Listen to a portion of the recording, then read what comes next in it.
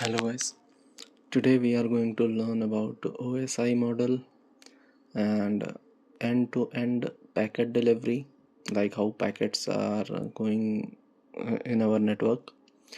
And the third topic is this is a question I get from one of my subscriber, or you can say the video viewer.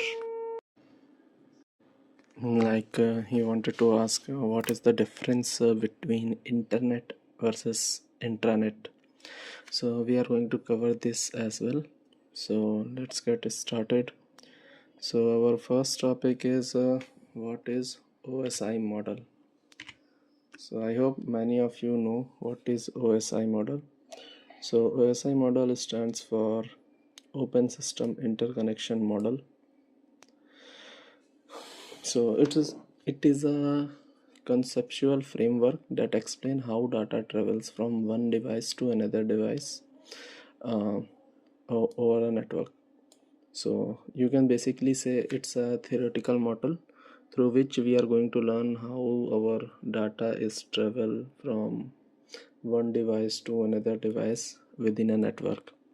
And it was developed by a committee which name as ISO, and ISO is a international organization for standardization.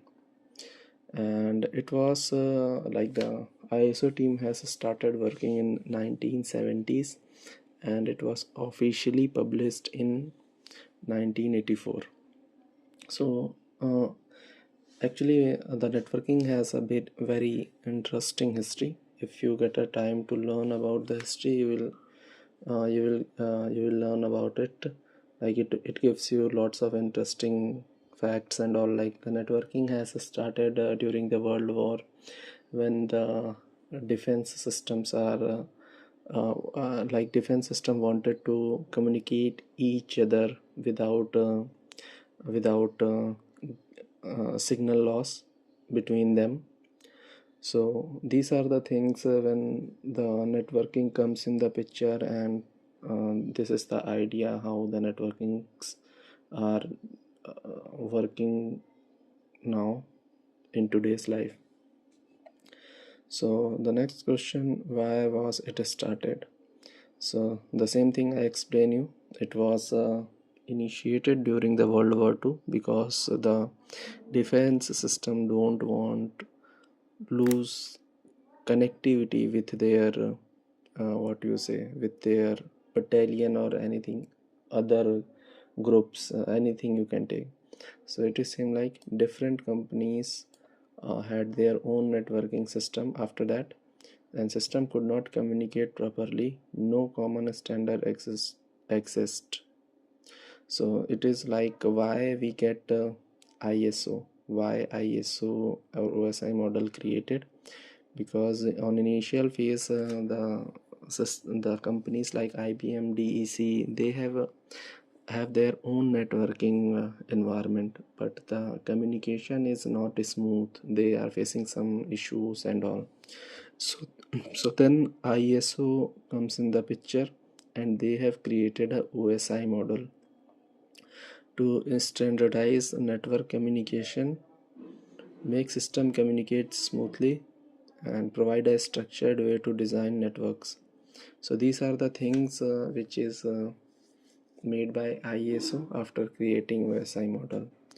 So now this is all about ISO. Now let's start about OSI model.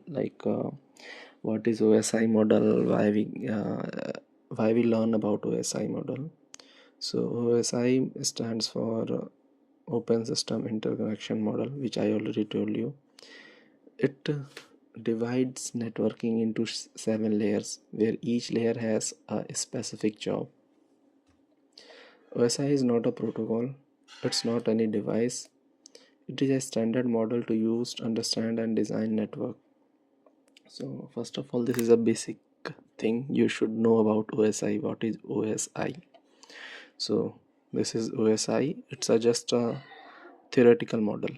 So it has 7 layers, like application layer, presentation layer, session layer, transport layer, network layer, data link layer, physical layer. So each layer has its own work, its own job.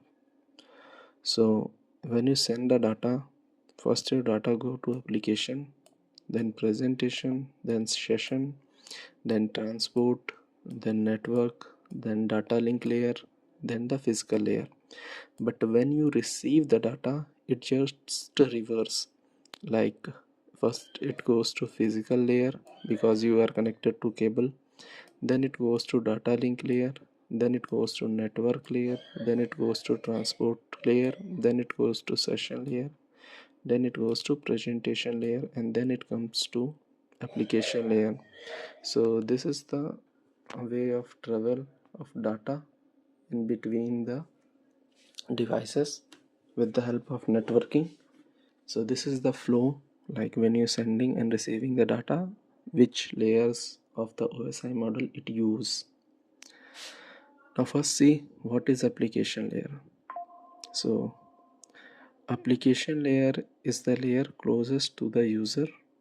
It provides services that users actually use. It does not mean the whole app like Chrome, it means the network part of the app. So application layer is basically like आप जो service use करते हो like HTTP, FTP, DNS, SMTP, like जो services use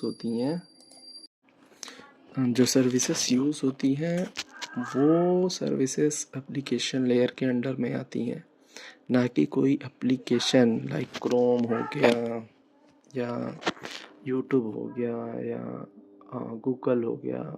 These are not the example of application layer. The example of application layers is HTTP protocol, HTTPS, FTP, SMTP, DNS. Like these are the example of application layer. If I give you an example, suppose आप Google use open करते हो like www.google.com. जो browser send करता है request, HTTP request, वो request belong करती है application layer को. ये चीज़ें यहाँ पे भी लिखी हुई है. HTTP belongs to application layer. Chrome या आप इंटरनेट एक्सप्लोरर या किसी भी एप्लीकेशन में ओपन करते हो, वो चीज़ वो एप्लीकेशन नहीं होता है एप्लीकेशन लेयर का पार्ट. बट जो प्रोटोकॉल यूज़ होता है लाइक HTTP और HTTPS, वो प्रोटोकॉल आता है एप्लीकेशन लेयर के अंडर में. सो यहाँ पे वही लिखा है. So whenever you open website, send email, transfer file, do a video call, you are using application layer. ना उसके बाद आता है अपना नेक्स्ट लेयर जो कि होता है प्रेजेंटेशन लेयर. सो प्रेजेंटेशन लेयर क्या करता है, ये आपको प्रोवाइड करता है कि आपका फॉर्मेट क्या होगा डाटा का. So see this definition, this layer makes sure data is in the correct format and optionally encrypted. Think like data को रीडेबल या सिक्योर बनाना. अब सपोज़ कोई जैसा कि मैंने लास्ट टाइम वीडियो में आपको दिखाया था, जब हम पैकेट कैप्चर कर रहे थे तो डाटा बिट्स के फॉर्म में था 010101, बट हम उसको 192.168 जैसा समझ रहे थे, जो दिख रहा था हमको. तो ये काम होता है प्रेजेंटेशन लेयर को कि ह्यूमन रीडेबल फॉर्मेट में उसको रिप्रेजेंट करें. तो ये काम होता है प्रेजेंटेशन लेयर का.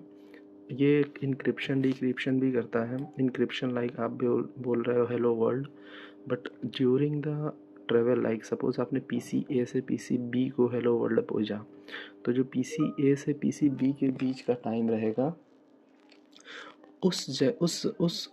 उस टाइम ऑफ पीरियड में ये डाटा इनक्रिप्ट रहेगा. ठीक है. और जब PC B के पास पहुंचेगा तो वो उसे डिक्रिप्ट करेगा. तो ये काम होता है प्रेजेंटेशन लेयर का. कंप्रेशन भी, डिकम्प्रेशन भी, लाइक कंप्रेशन डिकम्प्रेशन, ये भी काम प्रेजेंटेशन लेयर का ही होता है कि आपका डाटा काफ़ी बड़ा ना हो या ओवर साइज ना हो. उसके बाद डाटा का फॉर्मेट कन्वर्ट करना, जो कि मैंने ऑलरेडी बताया. सो सपोज़ यहाँ पे एग्जांपल लिया है, when you visit google.com, before sending data it gets encrypted using TLS, transport layer security होता है इस TLS का फुल फॉर्म. तो ये इनक्रिप्ट होता है डाटा पहले, and TLS work at presentation layer. और ये प्रोटोकॉल जो है हमारा, ये प्रेजेंटेशन लेयर पे काम करता है. तो यही चीज़ है, इस प्रेजेंटेशन लेयर में इंक्रिप्शन यूज़ होती है, डिक्रिप्शन यूज़ होता है, ये मेन चीज़ें यूज़ होती हैं इसमें। और ये जो जेपीजी फॉर्मेट होता है अपनी इमेजेस का, डाटा कॉम्प्रेस डीकम्प्रेस्ड होता है, आप कभी अपलोड करो तो उसमें ऑप्शन आता है कॉम्प्रेस करने का। तो ये सब काम प्रेजेंटेशन लेयर का होता है, ठीक है। सो सिंपल एनालॉग में अगर देखो, एप्लीकेशन क्या कहता है, सेंड मैसेज। प्रेजेंटेशन लेयर क्या कहता है, लेट मी इनक्रिप्ट, लाइक वो इनक्रिप्ट सिक्योर करेगा, या आपको रीडेबल फॉर्म में रिप्रेजेंट करेगा, प्रेजेंट करेगा। ओके, नाउ सेशन लेयर क्या होता है, this layer is responsible for create and maintain the session and also it start the session. So जो आप सपोज आप कोई बैंक वेबसाइट ओपन करते हो, ठीक है, अब उस पे वो जो सेशन चल रहा है आपकी बैंक वेबसाइट का, वो रिस्पॉन्सिबल होती है सेशन लेयर का। सेशन आप क्लोज करते हो, उसके लिए भी रिस्पॉन्सिबल होता है आपका सेशन लेयर।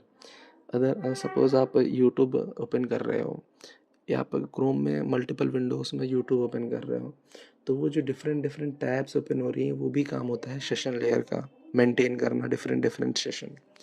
तो ये काम होता है अपना सेशन लेयर का। तो बेसिक डेफिनेशन है, it is responsible for start, maintain and and the session.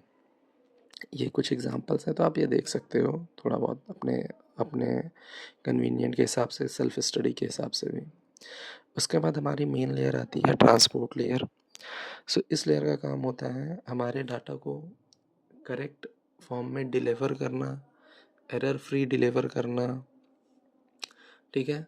ये हमारा इस ट्रांसपोर्ट लेयर पे हमारे दो मेन प्रोटोकॉल भी वर्क करते हैं, जो कि टीसीपी एंड यूडीपी होते हैं। मोस्ट ऑफ द डाटा आपका टीसीपी या यूडीपी ही रहेगा। आप जब नेटवर्किंग फील्ड में काम करोगे तो आपको देखने को मिलेगा, आपका कोई भी डाटा होता है या कुछ भी होता है, तो उसमें या तो आप टीसीपी देते हो या यूडीपी देते हो, दो चीज़ देते हो। डाटा आपका दो ही फॉर्मेट में होता है, या टीसीपी या यूडीपी। टीसीपी आपका रिलायबल होता है, यूडीपी आपका ना रिलायबल नहीं होता है, बट ये टीसीपी के कंपैरिजन में फास्ट होता है। टीसीपी में आपके end to end delivery confirm होती है, हर पैकेट का एक्नॉलेजमेंट होता है, एंड इसमें रीट्रांसमिशन होता है, एंड इसमें 3 वे हैंडशेक भी परफॉर्म होता है। सो अगर कोई डाटा टीसीपी का है तो उसमें 3 वे हैंडशेक परफॉर्म होगा पहले, बट यूडीपी में ऐसा कुछ नहीं होता। सो बेसिकली ट्रांसपोर्ट लेयर आपका रिस्पॉन्सिबल होता है end to end delivery of data, and ये आपका पोर्ट नंबर भी यूज़ करता है, जिससे आपका डाटा सेपरेट रहे, ठीक है। तो ये होता है आपका ट्रांसपोर्ट लेयर। इसमें एग्जांपल भी कुछ लगा रखे हैं मैंने। When you open a website, TCP ensure data not lost, data in correct order and connection establish, ठीक है। ये टीसीपी का काम होता है। और ये पोर्ट, जैसा मैंने बताया, पोर्ट नंबर यूज़ करता है protocol, port number 80 and 443 for HTTPS, ठीक है। हॉट एंड डस्ट सेम चीज़ जो मैंने बताई, and to end reliability, error recovery, retransmission, ठीक है। If using TCP, sequence number use होता है टीसीपी में, एक्नॉलेजमेंट आती है, retransmission, flow control, fragmentation, segmentation, काफ़ी चीज़ें यूज़ होती हैं टीसीपी में। अगर पैकेट आपका लॉस हो जाता है, टीसीपी उसको रीसेंड करता है because of this thing, retransmission and end to end reliability, ठीक है। सो ये बेनिफिट होते हैं आपके टीसीपी के। इसके बाद हमारा नेक्स्ट लेयर आता है network layer. This layer work with IP address. इस लेयर पे आपका आईपी एड्रेस काम करता है, जो सोर्स आईपी, डेस्टिनेशन आईपी होती है, वो इस लेयर पे काम करती है, ठीक है। अगर आप देखो तो इसको मैंने यहाँ थोड़ा हिंदी में भी लिखा हुआ है, डाटा कौन सा रूट लेके डेस्टिनेशन तक जाएगा। तो ये काम होता है नेटवर्क लेयर का, चेक करना कि शॉर्टेस्ट पाथ कौन होगा, फास्टेस्ट पाथ कौन सा होगा मेरे डाटा को सोर्स से डेस्टिनेशन तक पहुंचाने के लिए। यहाँ पे लिखा है same cheese, work with IP address, router, routing table, ICMP. ICMP is a protocol जो कि हम रीचेबिलिटी टेस्ट करने के लिए यूज़ करते हैं। इसका प्रोटोकॉल नंबर 1 होता है, ठीक है। एग्जाम्पल के लिए, if PCA wants to send data to 8.8.8.8, it sends packet to router checks best path क्या है। सो ये हमारा हो गया नेटवर्क लेयर। यही चीज़ मैंने बताई कि इस पे राउटर का काम होता है राउटिंग टेबल चेक करना, फास्टेस्ट पाथ चेक करना, आईपीस चेक करना. These are the things which is covered under the network layer. ठीक है. And this layer is also responsible for end to end delivery between networks. Okay. Like suppose यहाँ 192 का network है and यहाँ 10 का network है. सो ये काम आपका होता है नेटवर्क लेयर का, end to end delivery between the network. Now next layer आती है data link layer. This layer works with MAC address and delivers data inside the same network. जैसा कि हमने लास्ट वीडियो में भी देखा, जो हमारा मैक एड्रेस काम करता है वो सेम नेटवर्क में काम करता है, बिकॉज सेम नेटवर्क में हमारा जो डाटा ट्रांसफ़र होता है वो विद द मैक एड्रेस होता है. मैक एड्रेस की बेसिस पे हम डाटा को ट्रांसफ़र करते हैं. पैकेट्स या फ्रेम्स हमारे डाटा के मैक एड्रेस के बेसिस पे जाते हैं. तो सेम चीज़ यहाँ पे लिखी है. This layer works with MAC address and delivers data inside same network. It makes sure data reaches correct device in local network. Local network में same segment same network. Work with MAC address, switches, ARP. ये तीनों चीज़ें हमने last video में cover की थी अपनी, तो वही चीज़ है.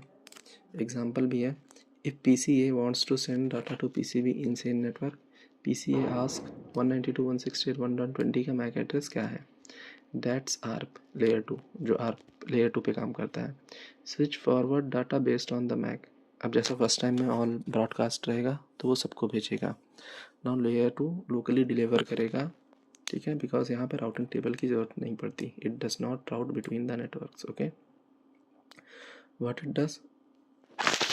तो ये था. अब उसके बाद ये कुछ इंपॉर्टेंट चीज़ है यहाँ पे व्हाट इट डज में. सो आपका जो लेयर 2 होता है डाटा लिंक लेयर, इस पे हम एरर्स भी चेक करते हैं. ठीक है. एरर डिटेक्शन होता है. एरर डिटेक्शन के लिए यहाँ पे यूज़ होता है FCS फ्रेम सीक्वेंस और CRC cyclic redundancy checks. Okay. And if frame is corrupted, frame is dropped. ठीक है. Layer 2 can detect error but usually does not fix it. It just discards the corrupted frame. Layer 2 पे detect होता है and layer 4 पे भी, ये layer 4 पे भी एरर चेक होते हैं और वहाँ पे एरर्स फिक्स भी होते हैं. आई थिंक मैंने यहाँ पे मिस कर दिया है लिखना, बट आपका एरर डिटेक्शन और error recovery layer 2 and layer 4 का काम है. डिटेक्शन लेयर 4 पे होता है, डिटेक्शन लेयर 2 पे होता है, रिकवरी 4 पे होती है. सो यहाँ पे वही लिखा है. Layer 2 can detect errors but usually does not fix it, just discards the corrupted frame. Layer 2 only checks what we say local frame integrity. Okay. So these are the top 6 layer. Now the last layer is physical layer. This is a physical layer. It works on a 0 bits, like the layer sends raw data in a 0 bit, 0 and 1 through cable. So physical layer basically cabling layer, जहाँ पे हमारे RJ45 निक cards या cable Ethernet cables काम करती हैं और हमारा data 0-1 की फॉर्म में निकलता है अपने नेटवर्क से. तो ये इसके लिए रिस्पॉन्सिबल होता है physical layer. It does not understand IP MAC TCP data. It only cares about signals आ रहा है कि नहीं, मीन्स फाइबर में पावर अच्छी आ रही है, वोल्टेज अच्छा आ रहा है कि नहीं. These are the things which is responsible for physical layer. Same चीज़ यहाँ लिखी है. Ethernet cable, fibre cable, voltage, network card, etc. If LAN cable is unplugged, no communication, this is physical layer problem. ठीक है. सो ये आपका कहते होते हैं 7 लेयर्स का काम होता है और ये फुल फ्लो है. एग्जाम्पल के तौर पे मैंने दे रखा है. So you open a website, layer 7 HTTP request created, layer 6 data encrypted TLS से, लेयर 5 सेशन मेंटेन होता है, लेयर 4 TCP कनेक्शन इस्टेब्लिश होता है, लेयर 3 IP होती है, IP चेक्स होते हैं, source IP, destination IP. Layer 2 पे मैक डिलीवरी होता है, source MAC, destination MAC. And layer 1 पे बिट्स ऑन केबल होते हैं, 01 01 01. आप लोगों को ये याद करने में काफ़ी दिक्कत होती है, like how to remember this 7 layers. So इसका बेसिक सा एक फ्रेज है, आप ऐसे याद कर सकते हो. All people seems to need data processing, और एक दूसरा होता है, ये होता है टॉप टू बॉटम, लाइक यहाँ से टॉप टू बॉटम। एंड जो दूसरा फ्रेज होता है, please do not throw sauces pizza away. P is for physical, D for data link, N for network, T for transport, S for session, P for presentation and A for application। So ये हो गया आपका bottom to top. सो ये हो गया आपका OSI model. Now हमारा next topic क्या था, end to end packet delivery, like packet जाता कैसे है। सो ये चीज़ जो हमने यहाँ पे देखी, लाइक पहले एप्लीकेशन फिर प्रेजेंटेशन। सो इस चीज़ को मैं डायग्राम से आपको शो करता हूँ। सो सपोज़ यहाँ से किसी यूज़र ने पैकेट भेजा, ठीक है। अब ये सपोज़ करिए ये हमारा नेटवर्क 1 है, ये नेटवर्क 2 है, ठीक है। सो जब ये यूज़र डाटा सेंड करेगा तो सबसे पहले ये अपने इस गेटवे का मैक लगाएगा, ठीक है। जब डाटा सेंड कर रहा है तो आप देखो एप्लीकेशन प्लेयर पे गया, फिर मतलब application presentation and session layer एक ही पे काम कर रही है।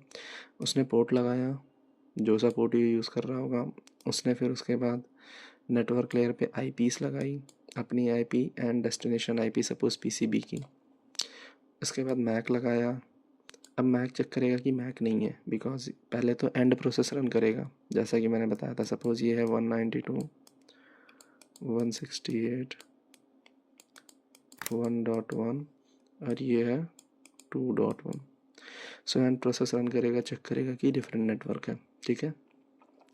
तो अब इस एंड प्रोसेस के थ्रू ये यहाँ पे इसका मैक लगाएगा, इस पोर्ट का, बिकॉज डिफरेंट नेटवर्क है और ये इसका गेटवे है, ठीक है। और उसके बाद ये डाटा इसको सेंड करेगा।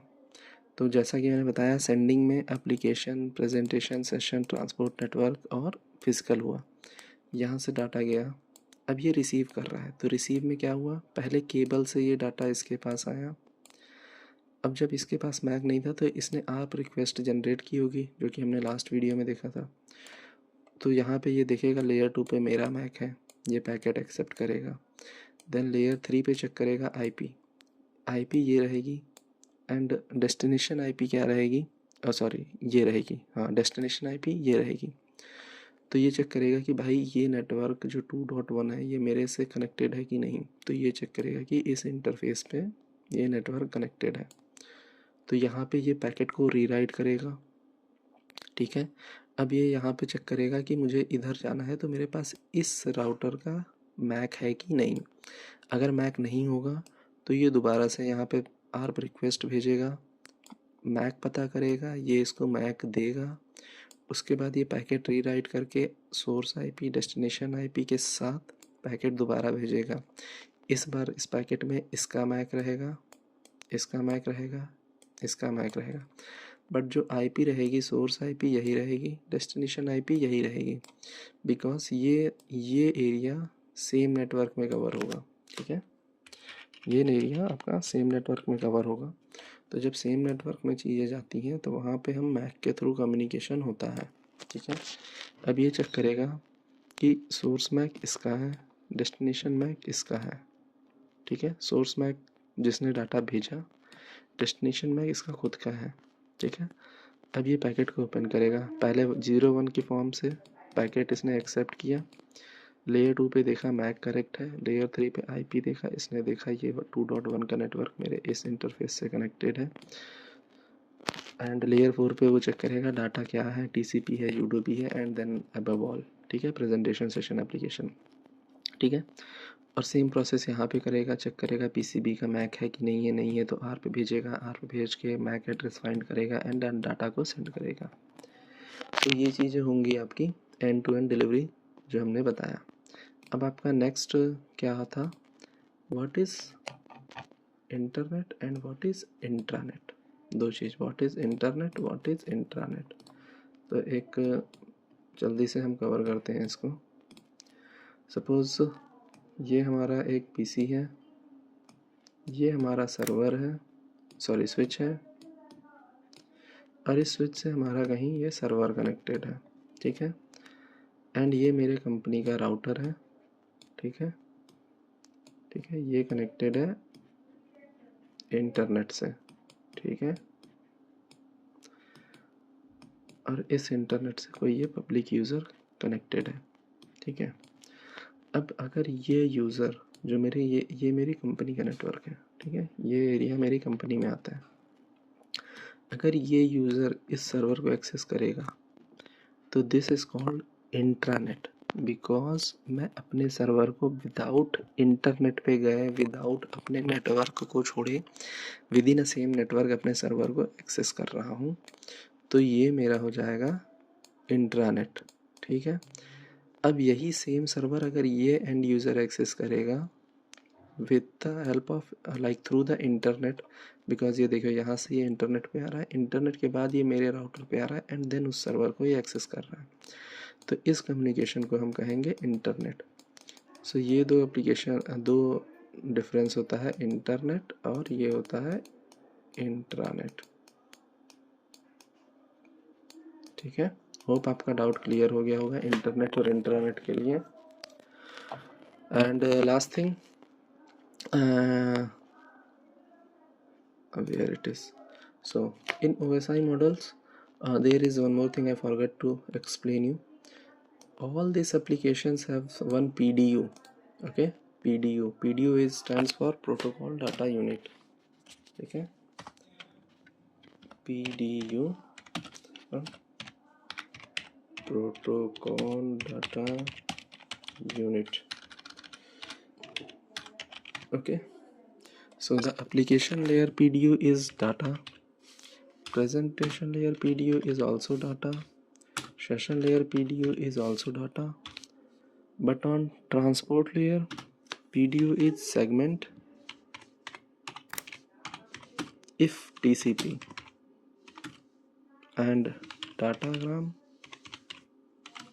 if UDP, network layer packet, data link layer frame, and physical layer bits. So this is the PDU, and PDU stands for protocol data unit, means इसकी यूनिट क्या है, इसका एक यूनिट क्या है, वैल्यू क्या है। सो ये चीज़ होती है प्रोटोकॉल डाटा यूनिट। ऐसे ही हमारा एक और मॉडल होता है TCP IP मॉडल, जो थ्योरेटिकल मॉडल होता है TCP IP मॉडल, ठीक है।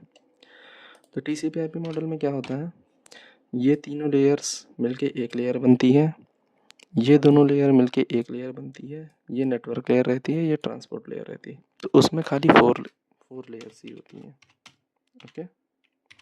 सो आप खुद स्टडी कर सकते हो। सो आज की वीडियो में बस इतना ही। अगर आपको चीज़ें अच्छी लगी हो, समझ आई हो, तो please make sure you like the video, subscribe the channel and hit the bell icon. So we will see you in next video and thank you for watching.